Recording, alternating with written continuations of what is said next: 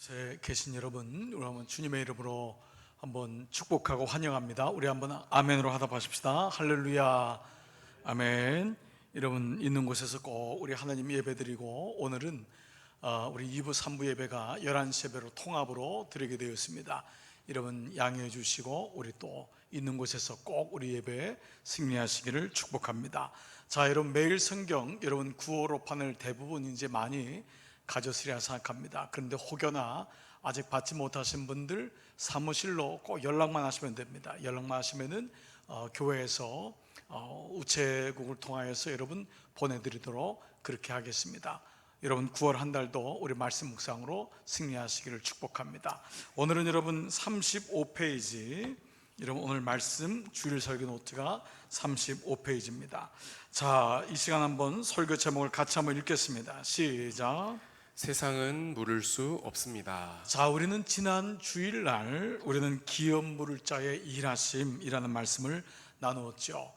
보아스는 룻의 청혼을 받아들이죠. 그리고 이 룻에게 이 보리 6대를 그의 옷에다가 넣어줌으로써 자기의 마음이 확정된 것을 사인을 보냅니다. 이제는 걱정하지 마라, 이젠 주님의 일하심이 시작될 것이다 라고 하죠. 이것을 받아들인, 이것을 본 나오미는 아주 놀라운 말을 합니다.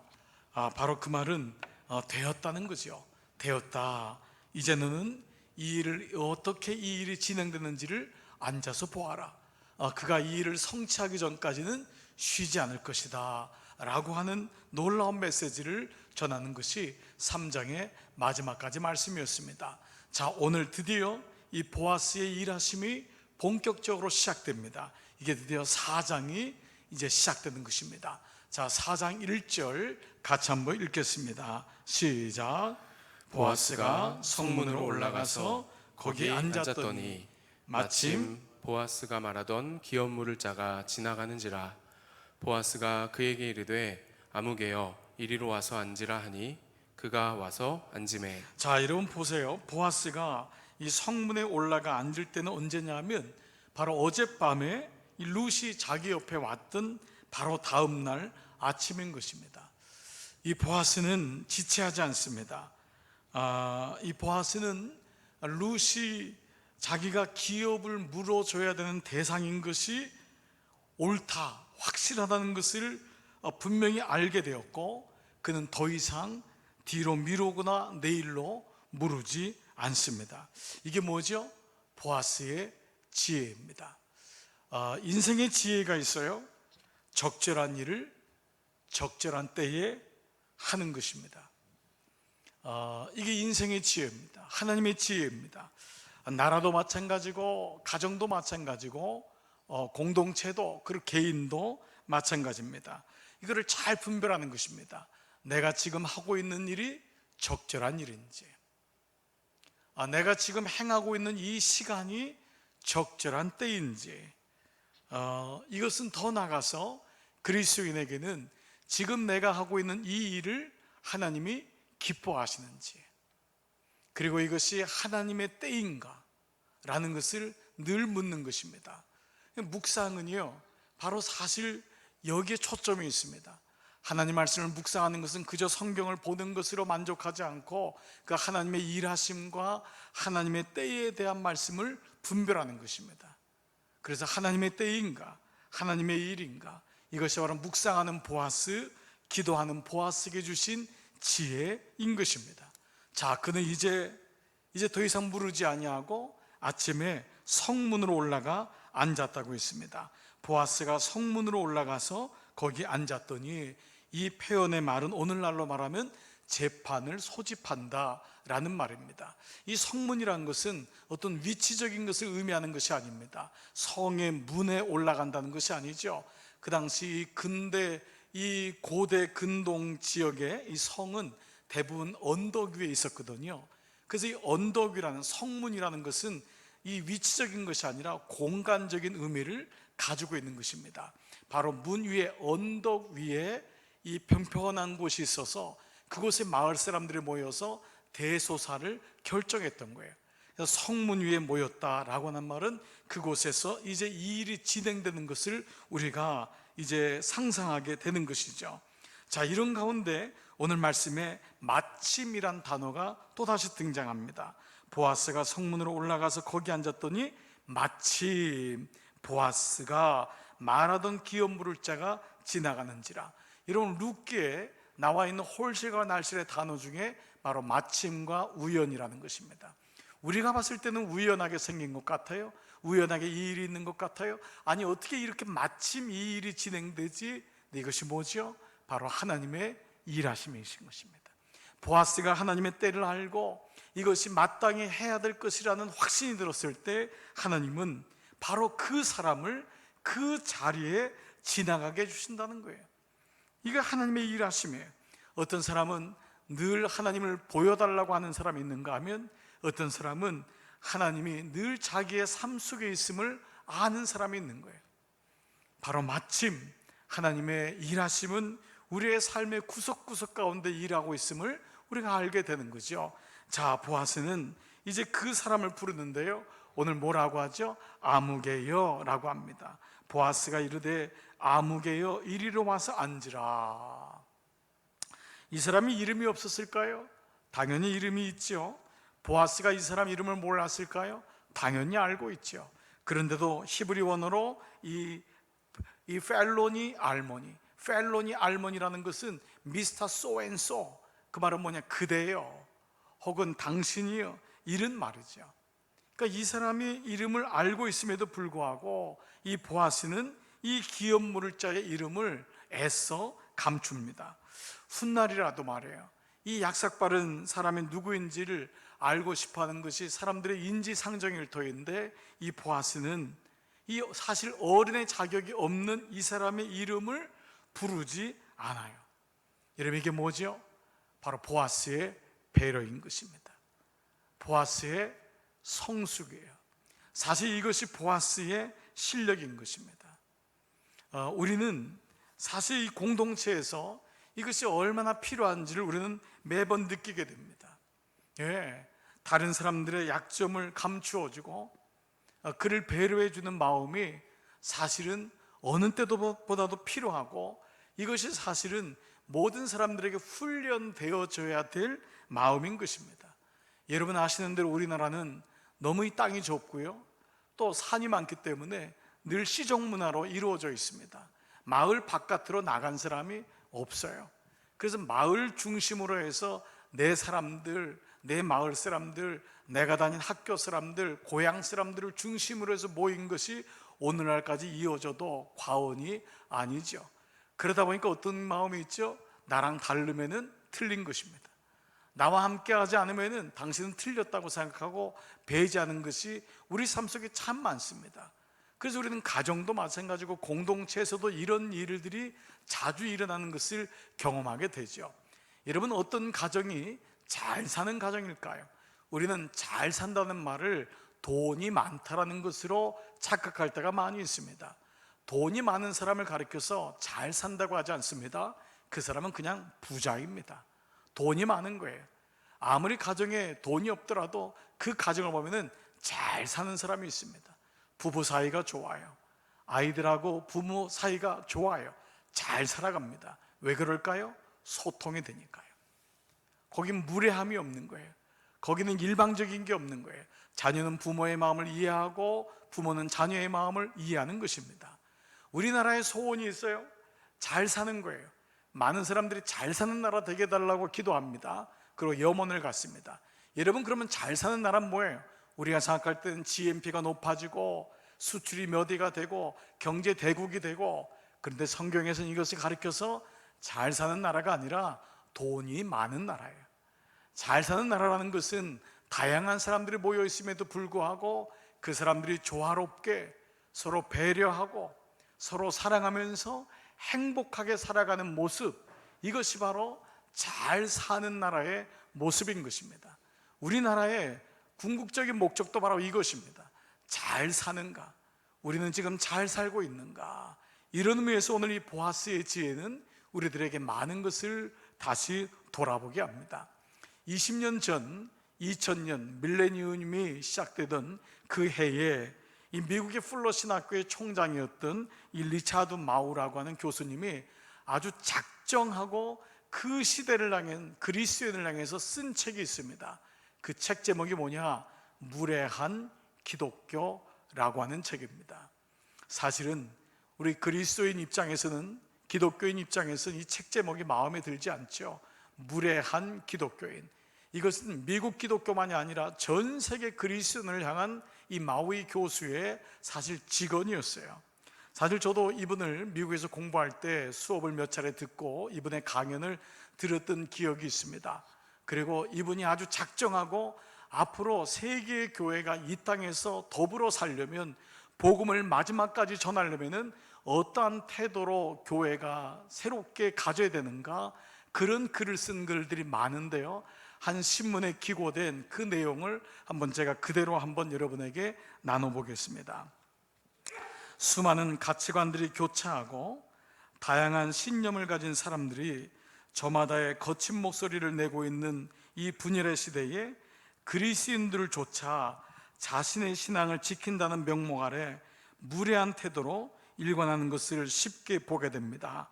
사실 이런 태도는 기독교 전통 안에서 오랫동안 정당화되고 심지어 좋은 믿음이라고 하는 증거로까지 여겨져 왔습니다. 그러나 결과는 비참했습니다. 이런 무례함은 내적으로는 교회의 분열을 가져왔고, 이런 무례함이 교회 안에 분열을 가져왔다는 거예요. 그리고 외적으로는 세상 사람들의 마음의 문을 닫게 하였습니다. 그런데 처음 교회인 초대교회는 달랐습니다. 혹이라도 있을 교회 안의 분열에 대해 민감했고, 교회 밖의 사람들에게 대해 과민할 정도로 조심스러워했습니다. 그들은 교회 안과 밖을 향하여 더불어 산다는 것이 무엇인지를 삶으로 보여주었으며, 심지어 교회 밖 사람들에게 그래서 칭송까지 받았던 것입니다. 오늘날의 교회는 어떠합니까? 그리스도인이 갖고 있는 이 보편적인 무례함은 도대체 성경에 어디에서 기인된 것일까요? 무모함과 용기의 차이를 모르는 것처럼 복음에 대한 확신과 무례함의 차이를 알지 못하는 그리스도인들이 아직도 너무 많다는 것이 아닙니까? 여러분, 어떻게 생각하십니까? 오늘 이 말씀이 오늘 이 시대를 살아가는 우리에게도 이것이 적용되는 것입니다. 이분이 쓴 이 무례한 기독교의 그 책의 소재가 뭐냐, 부제가 뭐냐? 분열된 세상, 분열시키는 교회, 대안은 없는 거예요. 여러분, 이 책 제목의 부제가 충격적이에요. 왜냐하면 세상은 분열되거든요. 놔둬도 분열돼요. 안 돼요. 이게 어려운 거죠. 그런데 분열시키는 교회, 이 말은 그 세상을 하나로 모으지 못하는 교회를 향한 원망과 이 교회를 향한 경각심에 대한 메시지가 뭐예요? 분열시키는 교회, 분열된 세상, 분열시키는 교회. 교회가 이 마지막 때에, 교회가 세상에 분열됐을 때에 어떠한 역할을 해야 되는지, 세상이 두려워하고 어려울 때 교회가 그들에게 어떤 소망을 심어주고 어떤 위로가 되고, 우리가 옆에 있습니다. 우리가 당신들과 더불어 살고 있습니다. 이 어려운 때에 힘을 내십시오 해야 되는데, 오히려 무례한 그리스도인의, 무례한 교회의 모습은 오늘 온 세계를 향한 교회의 교회됨의 모습이 지금 잘못 가고 있음을 말씀하고 있는 것이죠. 자, 이런 가운데 이 보아스의 배려와 성숙, 그 실력을 가진 이 마음은 자기보다 더 가까운, 기업을 물을 수 있는 그 암흑의 사람을 부른 후 이제 어떻게 진행되느냐? 성읍의 장로 10명을 불러 성문으로 올라오게 합니다. 자, 2절을 봐보세요. 보아스가 그 성읍 장로 10명을 청하여 이르되 당신들은 여기 앉으라 하니 그들이 앉으매. 여러분 아시는 대로 성경에서는 보통 이러한 재판이나 아니면 어떤 것에 대해 결정을 할 때는 증인이 2명만 있으면 된다고 했습니다. 근데 지금 보아스는 뭐예요? 그 마을 사람들에게 인정받고 존경받는 장로들 무려 10명을 통해서 이 사건을 마을 전체 사람들에게 얘기하고 지혜를 구합니다. 무슨 말이냐? 법적인 판결 이상의 마을이 하나 되는 모양으로 가겠다고 하는 이 또한 보아스의 지혜인 것입니다. 세상은 법으로 해결합니다. 그래서 법 다음에는 꼭 원수가 됩니다. 그 다음에는 만나지 않습니다. 물론 복잡한 문제를 법으로 해결할 수밖에 없는 것이 세상의 이치가 되는 것이 많이 있지만, 오늘 이 보아스 룻의 말씀은 공동체 안에 보편적인 전통과 원로들의 지혜를 통해서 그 문제를 잘 해결하고자 하는 보아스의 지혜가 있는 것입니다. 이것이 바로 성경에서 말하는 일의 마무리인 것입니다. 아름다운 공동체가 되기 위해서 함께 힘을 모으고 함께 결정하여서 공동체에 뒷얘기가 없도록, 공동체가 뒷얘기 때문에 어려움을 당하지 않도록 하는 지혜가 있는 것입니다. 보아스는 먼저 어른들을 세웁니다. 10명의 원로 되는 장로들을 세워서 그들의 이야기를 듣습니다. 그리고 젊은이들은 그 얘기를 듣고, 그리고 이 장로들은 보아스와 아무개 사람 그리고 저 사람들의 증언을 들음으로 이 얘기를 올바로 결정하게 됩니다. 여러분, 무엇이죠? 이것이 공동체의 아름다운 모습입니다. 어른들을 존귀하게 대해주고, 어른들을 존경하고 인정해주고, 또 어른들은 젊은 사람들의 얘기를 귀를 기울이는 것입니다. 그야말로 소통이 되는 것입니다. 우리나라의 가장 안타까운 문제 중에 지금 하나가 어떻게든지 이걸 해결하는 것이 무엇입니까? 어른 세대와 자녀 세대의 불통입니다. 어른들은 자녀를 향해서 쟤네들이 고생을 안 해봤어, 너희들이 인생을 안 하냔 말이에요, 너희들이 전쟁을 겪어봤냔 말이에요, 어려움을 겪어봤냔 말이에요. 그러다 보니까 자녀들은 부모를 떠납니다. 더 이상 얘기가 되지 않습니다. 어른들은 먼저 경험했기 때문에 자녀들을 그 마음을 이해해주고, 또 자녀들은 어른들의 지혜를 구하고, 그러나 이 자녀들의 그 합리적인 생각과 또 자녀들이 이 시대에 맞는 대안을 제시할 때 그 얘기에 귀를 기울여주는 이 어른 세대와 자녀 세대의 갭을 줄여나가는 것, 이것이 바로 지금 보아스가 보여준 지혜인 것입니다. 오늘 이 지혜가 우리나라, 우리 교회, 우리 모든 사람들에게 있기를 주의 이름으로 축복합니다. 자, 이런 가운데요, 이 보아스는 자기보다 더 가까운 친족이 되는 그 아무개 사람에게 지금 나오미의 상황이 어떠한지, 나오미의 남편 엘리멜렉이 모압 땅으로 갈 때에 아마 땅을 팔았던 것 같아요. 다른 사람에게 이 땅이 팔린 거예요. 그런데 나오미가 돌아왔잖아요. 룻을 데리고 돌아와서 보니까 이 나오미가 하나님의 기업이 중단되고 끊긴 것에 대해서 너무 안타까워해서 자기의 며느리 룻을 보아스라면은 이 기업이 연결되도록, 회복되도록 도와줄 거다, 그 마음을 가지고 진행된 거잖아요. 그래서 이것을 지금 보아스가 그 아무개 씨한테 설명하는 것입니다. 자, 아무개 씨요, 지금 이 나오미가 오지 않았냐고, 나오미가 그 잃어버린 땅, 남편 엘리멜렉의 땅을 다시 회복하고자 이 기업을 물러달라고 하는데 당신이 가장 가까운 사람입니다. 그 다음이 바로 나입니다. 자, 만약에 당신이 못한다면 내가 해야 되겠지만 먼저 당신에게 묻습니다. 당신은 이 기업을 물으겠습니까? 이것이 바로 오늘 3절 4절 말씀이에요. 그런데 여러분, 놀라운 일이 생겼어요. 이 아무개 씨 말이에요. 보아스보다 기업 물으기에 더 가까운 자가 아니 기업을 물으겠다는 거예요. 예상치 못한 대답이 나온 것입니다. 아마도 우리는 배경적으로 보면은 그 엘리멜렉의 땅이 아주 좋은 자리에 있거나 땅의 가치가 올랐음에 분명합니다. 그래서 이 사람은 이 땅을 자기가 기업을 물으겠다고 얘기를 한 거예요.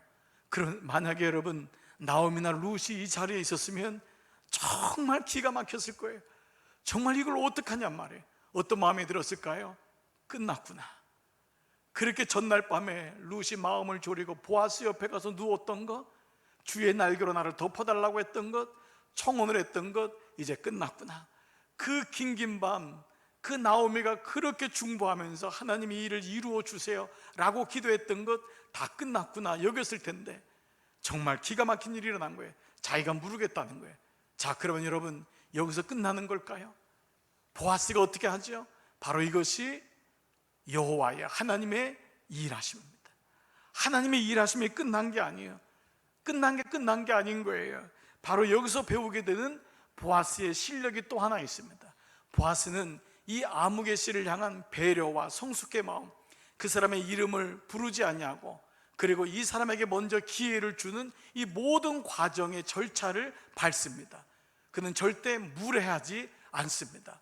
그런데 여기서 보아스의 실력이 또 하나가 있는 게 있습니다. 그것은 바로 이 고엘 제도에 대한 정확한 이해입니다. 이 사람은, 이 아무개 씨는 이 고엘 제도를 정확히 몰랐던 거예요. 보아스는 말씀에 대한 정확한 이해와 해석을 통하여 지금 이것이 당신에게 무엇을 의미하는지를 얘기해 줍니다. 자, 그 말씀이 5절입니다. 보아스가 다시 말하였다. 그렇다면 나오미의 손에서 그 밭을 사는 날로 고인의 아내인 모압 여인 룻도 아내로 맞아들여야 하오. 그렇게 하여야만 그가 물려받은 그 유산이 고인의 이름으로 남게 될 것이요. 여러분, 무슨 말이죠? 하나님이 레위기에서 정해두신, 지정하신 그 고엘 제도가 어느 날 변질이 된 것입니다. 그래서 지금 이 아무개 같이 잃어버린 땅들, 누군가 이 재난 때문에 혹은 자녀가 이어받을 사람이 없어서 남겨진 땅을 사는 사람들이 있는데 자기 재산의 증식으로 여겼던 사람들이 많아진 거예요. 그러자 이 사람도 이런 의미로 이 땅을 기업으로 받겠다는 걸 보아스가 알고 얘기를 하죠. 원래 고엘 제도는 그게 아닙니다. 당신이 이 땅을 기업으로 사는 그 순간 바로 모압 여인, 나오미는 물론 모압 여인, 지금은 나오미는 늙었지만 이제 그 다음에 모압 며느리가 있잖아요. 그 며느리 이방 여인을 받아들여야 되고, 이방 여인에게 아들이 나오면은 그 아들의 이름으로 이 땅을 돌려줘야 됩니다. 여러분, 고엘 제도는 바로 이렇게 그 잃어버린 기업이 이어가도록 하는 것이고, 무엇보다 그 당시 남자들을 잃어버린 여인들이 그 마을에서 그 땅을 일구면서 살아갈 수 있는 최소한의 법적 조치를 한 것이 바로 이 고엘 제도인 것입니다. 근데 지금 이 아무개 씨는 그게 아닌 거예요. 땅이 좋으니까 사겠다고 얘기를 한 건데, 이 보아스가 여기에 대한 정확한 말씀의 해석을 해주는 것입니다. 자, 그러자 비로소 이 아무개가 이렇게 얘기합니다. 6절, 그 기업 물을 자가 이르되 나는 내 기업에 손해가 있을까요? 나를 위하여 물으지 못하노니. 이 사람의 관심은 누구예요? 내 기업, 나.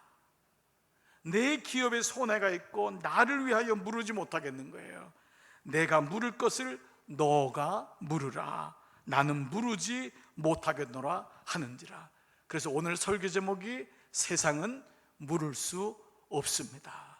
바로 이 말씀인 것입니다. 이 사람은요, 고엘 제도에 대한 얘기는 들었지, 그 말씀은 귀로 들어서 알고는 있지만 정확한 오늘 우리가 묵상의 방법으로 하면 본문 관찰이 없는 거예요. 정확한 하나님 말씀에 대해서 알지를 못했던 거예요. 여러분, 사실 우리가 믿음 생활하면서 이렇게 생활할 때가 많습니다. 교회는 다니지만은 말씀을 모르는 거예요. 어릴 때부터 교회는 다녔어요. 젊었을 때부터 교회는 다녔어요. 사역도 하고 여러 가지 일도 해요. 그러나 정작 그 말씀은 알지 못하기 때문에 그 말씀을 통한 정확한 해석과 적용이 어려운 이유가 되는 것입니다. 이 아무개 씨도 마찬가지였어요. 그러니 이 하나님의 뜻이 무엇인지, 이 사람의 땅을 기업으로 무르는 것이 무엇을 의미하는 것인지를 알지 못한 채 그 땅만 사면은 나는 부자가 되는구나, 나는 옳시구나, 좋구나, 나는 잘 됐구나 라고 하는 마음으로 일관했던 것입니다. 이것을 보아스가 얘기해 주었던 것이죠. 이 사람은 물으지 못하겠노라. 사실 믿음의 본질이 여기 있습니다. 사실 많은 사람들이 자기를 위해서 하나님을 찾을 때가 많습니다. 그래요, 내게 문제가 있으니까. 그러나 여기서 멈춰지면 안 됩니다. 신앙은 나로부터 그 사람에게로, 그리고 세상을 향하여, 그리고 하나님을 향하여. 그래서 신앙의 성숙이라는 게 무엇입니까? 내 것은 나를 통해서 얻는 것이 아니라 잃어버리는 거예요. 주는 것이 신앙입니다. 그래서 예수님도 뭐라 그랬어요? 주는 자가 받는 자보다 복되도다. 이것이 세상의 원리로 이해가 됩니까? 그래서 세상은 기업을 물을 수가 없는 거예요. 주님을 위해서 어떻게 이렇게 헌신할 수 있습니까? 자기의 삶을 포기하고 어떻게 선교제에 갈 수 있습니까? 어떻게 주님을 위해서 몸된 교회를 지킬 수 있습니까? 믿음을 가지고 이 땅 위에서 그런 오해와 핍박 속에 살 수 있습니까? 바로 이것이 나를 위한 신앙이 아니라 그분을 향한 믿음으로 점철되기 때문에 바로 이것이 가능한 것입니다. 그래서 세상은 물을 수 없고 나는 물을 수 없지만 오늘 이 보아스가 그 기업을 마땅히 무르는 일을 오늘 진행되는 것입니다. 그리고 하나님은 세상을 그 아무개에게 맡기지 않습니다. 결국 남은 자들, 하나님의 기업을 잇고자 하는 그 사람들을 통해서 당신의 교회를 일으키고 당신의 나라를 이 땅에 세우는 것입니다. 그래서요, 우리는 이 일련의 말씀들, 보아스가 룻의 기업을 물러주고 그 룻은 그 기업을 지키고 그 지켜진 땅은 하나님께 영광이 되어서 기업이 이어지는 이 사건을 우리는 도표로 한번 이렇게 볼 수가 있어요. 자, 첫 번째 도표는 바로 이 도표예요. 보세요. 하나님이 보아스에게 사명을 주고 하나님이 룻에게 은혜를 주고 하나님이 언약으로 땅을 세우신 거예요. 보아스와 룻과 땅이라고 하는 삼각구도 속에서 보아스가 룻의 기업을 물어줍니다. 구원해 준 거예요. 룻은 땅을 지킵니다. 그리고 그 땅은 하나님의 영원한 기업이 되어서 이 세상에서 오고 가는 세상 속에서 하나님의 기업이 이어지게 하는 것이죠. 그러면 보아스는 예수님의 그림자잖아요. 우리는 두 번째 도표를 이렇게 우리는 또 번역할 수 있어요. 해석할 수 있는 거예요. 하나님이 예수님에게 이 땅에 구원의 사명을 주시고 하나님이 우리 모든 이방인 같은 나에게 은혜를 주시고 그리고 이 땅에 당신의 약속으로 교회를 세우신 것입니다. 자, 그랬을 때 예수님이 우리의 피값, 우리의 죄값에 기업을 물으시고 우리는 주님이 주신 이 땅의 교회를 통하여 그 기업을 지켜나가고 그리고 교회는 영광스러운 기업이 되어서 오고 가는 세대 속에서 하나님의 기업이, 하나님의 나라가 이 땅에 계속 남아있도록 그 역할을 감당하는 것입니다. 이 도표 두 가지를 비교해 보면은 바로 이런 모습으로 도표가 비교가 되는 것입니다. 바로 하나님, 보아스, 룻, 땅. 이것이 바로 하나님, 예수님, 나, 그리고 교회라고 하는 것입니다. 이것을 알았던, 간파했던 바로 사도 바울은 에베소서 말씀, 에베소는 1장부터 4장까지가 모든 게 교회론인데 그 에베소 말씀에서 우리에게 뭐라고 말씀하시냐? 우리 주 예수 그리스도의 하나님, 영광의 아버지께서 지혜와 계시의 영을 너희에게 주사 하나님을 알게 하시고 너희의 마음의 눈을 밝히사 그의 부르심의 소망이 무엇이며, 부르심, 그리고 성도 안에서 그 기업의 영광의 풍성이 무엇이며, 두 가지를 말씀하세요. 부르심과 그 기업의 영광의 풍성함. 그리고 나서 그 다음 절 말씀이 당신의 교회에 대한 말씀을 하시는데, 이미 부르심과 기업이란 말 속에 교회란 단어가 들어가 있습니다.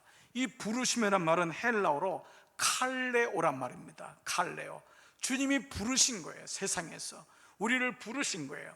그런데 여러분, 교회란 말이 헬라어로 에클레시아란 말 기억하시나요?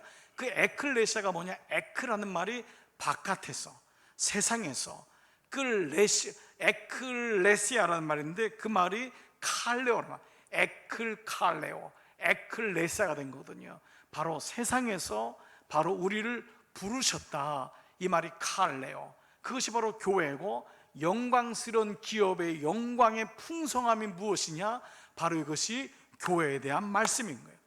그리고 이 기업은 오늘날로 말하면 비즈니스나 사업이 아니라 하나님으로부터 온 상속된 것, 우로부터 이 땅에 주신 것, 이것이 바로 기업인 것입니다. 그래서 그 영광스러운 기업은 뭐냐? 첫 번째는 나를 부르신 그 하나님께서 나를 교회된 나로 부르신 것, 바로 교회된 내가 바로 첫 번째 기업입니다.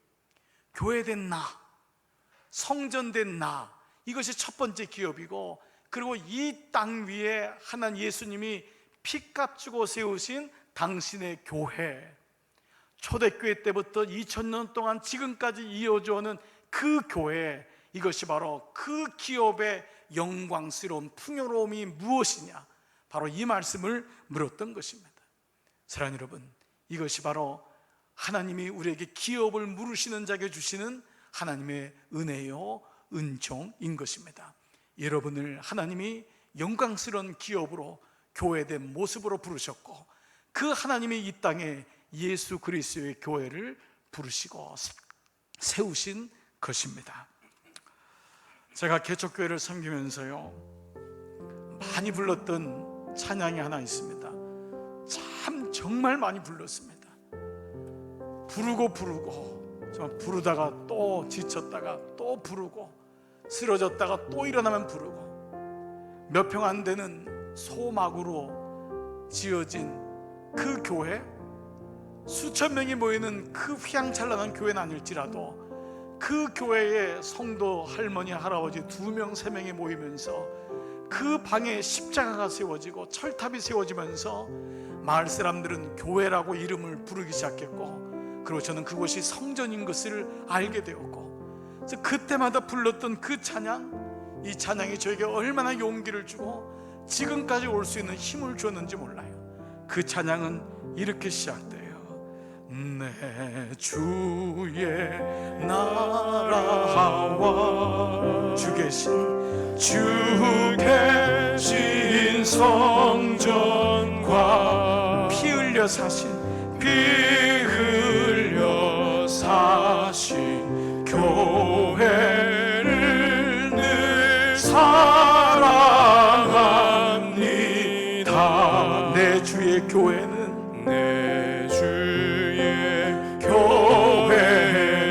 천성과 같아서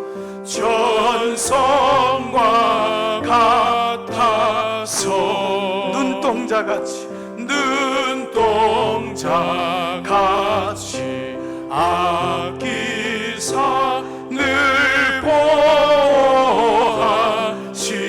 이 교회 위하여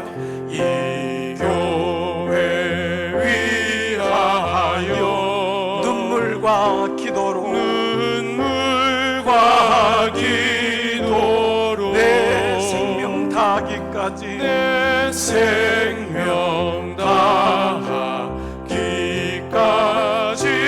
늘 봉사합니다. 여러분, 왜 제가 이 찬양을 부르면서 그렇게 감격하고 이 찬양을 부를 수밖에 없었냐? 저는 부모님, 어머니, 아버지 다 예수님 모르는 집에서 주님이 부르셨잖아요. 그 부르심 하나로도 나는 너무 감사하고 그거 하나만으로도 그 빚을 어떻게 갚을까?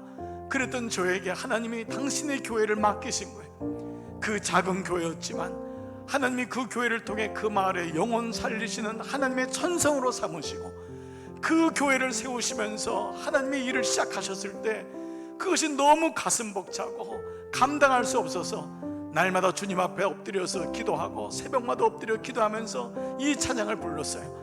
그 성전 처음 갔을 때 지금도 기억이 납니다. 40일 동안 성전에 들어가서 철회하면서 하나님, 400년 만에 처음으로 세워진 이 마을의 교회, 이곳이 하나님의 보혈로 사신 이 교회에 하나님 은혜를 주십시오. 구원의 역사를 일으켜 주십시오.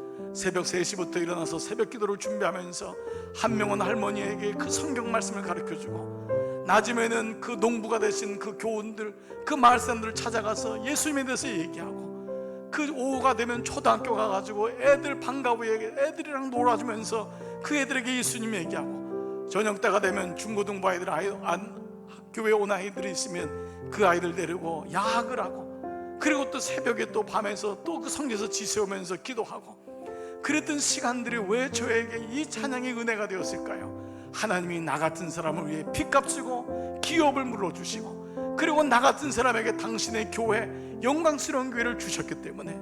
그러니 마귀가 그냥 있겠어요? 그 교통사고가 일어나게 하고, 그 화상 있게 하고, 말도 안 되는 어려움들을 겪고, 아무리 그러나 배고파도 힘들어도 포기할 수가 없었어요. 나중에는요, 아이가 3년 동안 병원 생활하는 그 과정에 있었지만은 교회를 포기할 수가 없었어요. 나중엔 교회 땅을 더 좋은 데를 살려고 하니까요, 마을 사람들이 다 들고 일어나서 떠나가라고, 저보러 교회 가라, 우리 교회는 필요 없다, 우리 교회는 어차피 무당들이 다 있고 보살들이 있다. 그 사람들은 진짜 하나님이 아닙니다. 아무리 설명해도 알아듣지 못하는 그분들이 연판장을 들고 교회에 왔을 때도 떠나갈 수가 없었어요. 몇 번 짐을 쌌지만 결국은 하나님 앞에 무릎을 꿇을 수밖에 없었고, 제 친구들마저도 너하고 그 교회는 맞지 않는다, 시골에서 고생하지 말고 도시로 올라와라, 그 얘기를 들을 때마다 떠날 수가 없었어요. 왜 그랬냐? 예수님 때문에. 예수님이 기업으로 그 주신 그 교회를 포기할 수가 없었어요. 사람들은 물을 수 없다고 했지만 주님께 기도하면 기도할수록 너가 물어라, 너가 물어라. 지난 시간 돌아보니까 하나님이 지난 30년 그 교회와 저희가 함께 여기까지 올 수 있었던 거예요. 여러분, 요셉의 말씀을 통해 형통함은 세상에 돈이 많이 있고 세상에 좋은 집에 살고 자녀가 잘 되는 것이 아니라 하나님의 뜻이 나를 통해서 진행되고 완성되는 것, 이것이 하나님의 형통이라고 하지 않았습니까? 여러분이 주님을 믿는 그 순간부터 그분의 형통함은 이루어지는 것입니다. 아무리 어려워도 룻이, 나오미가 그 땅의 기업을 포기하지 못한 것처럼, 하나님이 보아스 예수 그리스도를 통하여 그 땅의 기업을 이루어진 것처럼 오늘도 하나님의 기업은 이루어지고 있는 것입니다. 그래요, 세상은 물을 수 없습니다. 세상 사람들은 물을 수 없다고 하지만 여러분과 저는 이렇게 대답할 수 있는 거예요. 제가 물으겠습니다. 제가 지키겠습니다. 언제든지 광야에서의 삶은 녹록지 않았습니다. 전염병이 있든 없든 상관없이 광야의 삶 그 자체는 늘 힘든 거예요. 광야는 어제도 힘들었고 오늘도 힘들었고 내일도 힘든 것입니다.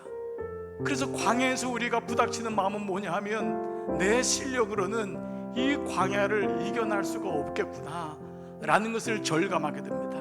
그래서 그때마다 나오미의 힘으로는, 룻의 힘으로는 안 되니까 하나님이 보아스를 통해서 마침내 룻을, 보아스의, 나오미의 기업을 물으신 것처럼 예수님이 오늘 내 옆에서 나를 위해 죽으시고 나에게 구원을 주신 것처럼 힘을 주시는 것입니다. 그래서 광야에서 사는 그리스도인은 세상에서 사는 그리스도인들과 기본부터가 다른 것입니다. 여러분, 광야에 있지만 홀로 있는 것이 아닙니다. 광야에서 고난을 당하지만 혼자 고난받는 것이 아님을 꼭 기억하셔야 됩니다. 오늘 이 땅에 살아간다는 것, 오늘 이 기업 속에서 하나님의 형통하심이 내 안에 있다는 것 꼭 기억하시고, 오늘 세상이 포기한 이 땅, 세상이 물을 수 없는 이 교회, 주님 나에게 주셨습니다. 여러분에게 주셨습니다. 우리 주님 오시는 그때까지 우리 이 땅을 향한 넉넉한 배려함과 순종, 영적 실력을 가지고, 그리고 하나님 말씀에 대한 정확한 그 말씀의 이해와 해석을 가지고 이 광야 같은 세상을 살아갈 때 우리는 마침내 승리하는 우리 모두가 될 줄 믿습니다. 오늘 이 아침 예배드리는 강남중앙교회 성도님들 주님의 이름으로 축복합니다. 당분간 우린 다음 주일날도 뵙지 못할 것입니다.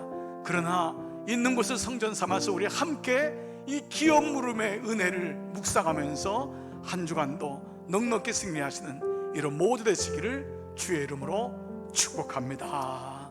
여러분, 이 시간 다 있는 자리에서 한번 일어나시겠습니다. 우리 같이 찬양 고백하면서 오늘 예배를 마치겠습니다. 왜 나만 겪는 고난이냐고 불평하지 마세요. 왜 나만 겪는 고난이냐고 불평하지 마세요. 불평하지 마세요. 고난의 뒤편에 있는 주님이 주실 축복 미리 보면서 감사하세요. 너무 견디기 힘든 지금 이 순간에도 주님이 일하고 계시잖아요. 남들은 지쳐 앉아있을지라도 당신만은 여러분은 일어서세요. 힘을 내세요. 힘을 내세요. 힘을 내세요.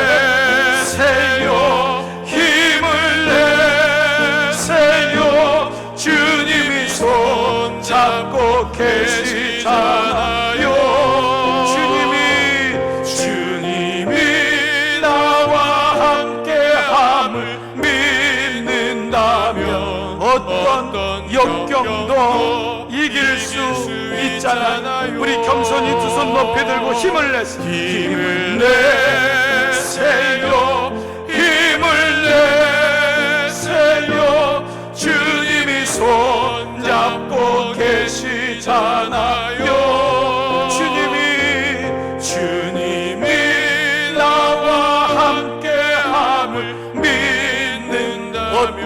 고난도 견딜 수 있잖아요. 어떤 역경도 이길 수 있잖아요. 아버지, 오늘 이 아침 주님 앞에 겸손히 두 손 들고 구하는 종들의 두 손이 있습니다. 우리는 광야에서 내 실력으로는 이 광야를 벗어날 수 없음을 날마다 직감하고 날마다 부닥치면서 살고 있습니다. 그래서 이 시간 두 손을 듭니다. 하나님, 보아스를 통하여 룻과 나오미의 기업이 무너진 것처럼 오늘 예수님 우리의 두 손을 꼭 잡아주시고 우리 사는 성도들의 두 손을 잡아주시옵소서. 아무리 고난이 있고 어려움이 올지라도 마침내 승리하시는 주님, 마침내 기업을 물으시는 주님이 나와 함께 하심을 잊지 말게 하시고, 어려운 때일수록 더 넉넉한 마음 잊지 말게 하시고, 배려하는 마음, 같이 더불어 사는 마음, 그러나 우리는 하나님 말씀에 대한 정확한 말씀과 그 말씀을 가지고 적용하고 그 말씀을 가지고 우리는 살아가는 사람임을 잊지 않도록 주님의 말씀을 이 두 손에 주시옵소서. 이 한 주간도 말씀으로 승리하는 이 나라 백성 되게 하여 주옵소서. 우리 모든 교회 되게 하여 주옵소서. 그래서 우리 이 어려움 다 이겨나가고 우리 하나님께 영광 돌리는 우리나라 민족, 특별히 우리나라 교회들 될 수 있도록 주님 이 두 손을 붙잡아 주옵소서. 세상은 물을 수 없지만 저는 무르겠습니다. 오늘 이 고백이 예배드리는 모든 종들마다 충만하게 있기를, 이제는 성부와 성자와 성령의 은총으로 간절히 축원하옵나이다. 아멘.